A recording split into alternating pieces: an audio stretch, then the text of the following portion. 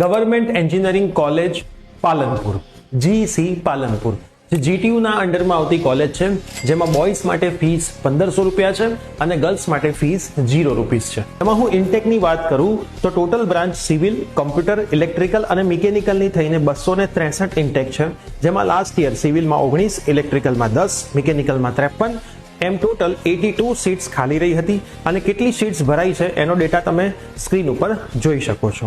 જો કટ ઓફની વાત કરીએ તો કોમ્પ્યુટર બ્રાન્ચમાં મોસ્ટ પ્રોબેબલી દરેક કાસ્ટ વાઇઝ સીટ્સ ભરાઈ ગઈ હતી. બાકીની બધી જ બ્રાન્ચમાં ઓનલી ઓપનની સીટ્સ ભરાઈ હતી, બાકીની બધી જ કાસ્ટની સીટ ખાલી હતી. જેડબલઈ ના કટ ઓફની વાત પણ કરીએ તો જેડબલઈ ના કટ ઓફ તમને સ્ક્રીન ઉપર દેખાઈ રહ્યા છે, જેમાં 9 નંબરનો ડિજિટ તમારે એવોઇડ કરવાનો છે. એના સિવાયનો તમારો કટ ઓફનો રેન્ક હશે અને જ્યાં ડેશ કરેલું છે ત્યાં તમામ જેડબલઈ થ્રુ પણ સીટ્સ ખાલી રહી હતી.